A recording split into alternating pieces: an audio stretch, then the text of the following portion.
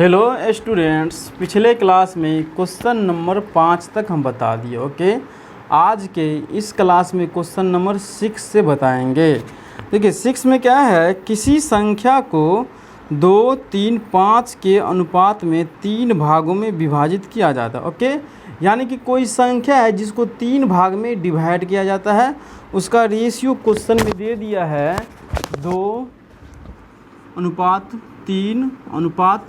Okay, question में क्या बोला है कि कोई संख्या है जिसको इस रेशियो में 3 भाग में डिवाइड किया जाता है। यानी कि पहला भाग का रेशियो कितना हो गया, पहला भाग का रेशियो ये 2 हो गया, दूसरा भाग का रेशियो 3 हो गया और तीसरा भाग का रेशियो 5 हो गया। ओके, फिर आगे में क्वेश्चन बोला यदि तीसरा भाग 50 हो तो अन्य भाग क्या होगा। यहाँ पे क्या बोला है, यदि तीसरा भाग 50 है तो अन्य भाग क्या हो। यानी कि यहाँ पे तीसरा भाग 50 दे दिया है, ठीक है, तो हमको बोला है अन्य भाग निकालने के लिए। तो अन्य भाग मतलब क्या हुआ, देखिए यहाँ पे ये जो रेशियो दिया है 2, 3, 5 कितना भाग का दिया है, 3 भाग का रेशियो दिया है। ठीक है, पहला भाग का रेशियो 2 दिया है, दूसरा भाग का रेशियो 3 दिया है और तीसरा भाग का रेशियो 5 दिया है। ठीक है, और आपके पास में तीसरा भाग का मान दिया है 50, यानी कि 2 भाग का आपको निकालना पड़ेगा मान, पहला भाग का मान निकालना पड़ेगा और दूसरा भाग का निकालना पड़ेगा। ओके,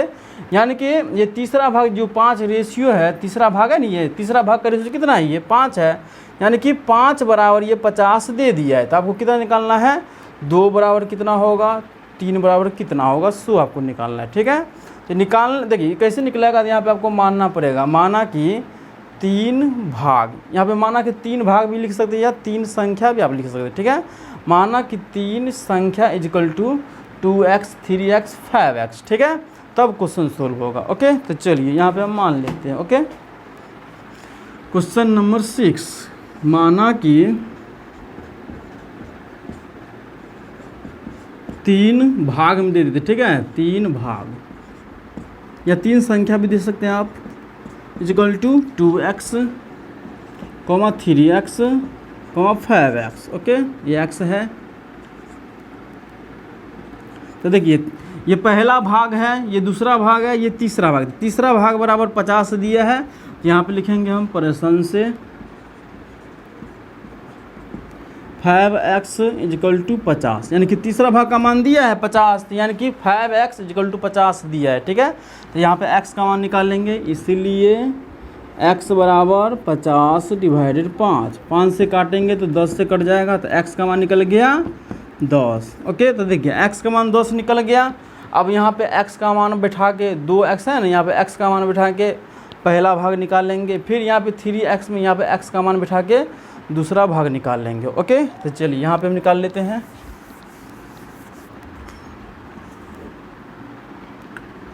यहाँ पे लिखिएगा अतः पहला भाग कितना है, 2x है, तो x का मान कितना है 10, यहाँ पे x का मान 10 बैठा देंगे, 2 गुने 10 तो हो जाएगा 20। ठीक है, फिर दूसरा भाग इजिकल टू 3x, फिर 3 गुने 10 तो हो जाएगा 30, यानी कि 20 और 30 आंसर होगा। ओके, चलिए इसको नोट करिए, फिर हम 7 नंबर क्वेश्चन की ओर चलते हैं। ओके,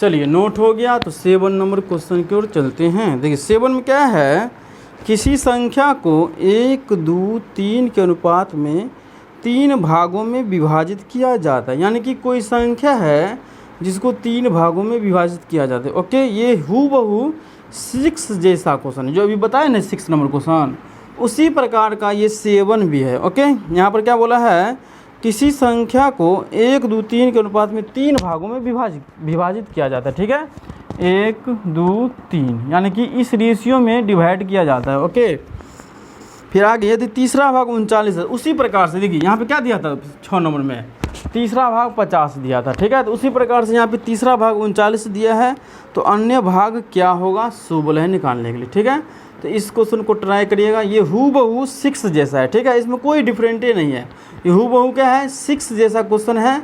7 नंबर ट्राई करिएगा। ठीक है, तो चलिए मिलते हैं नेक्स्ट क्लास में। नेक्स्ट क्लास में हम 8 नंबर क्वेश्चन बताएंगे, ठीक है।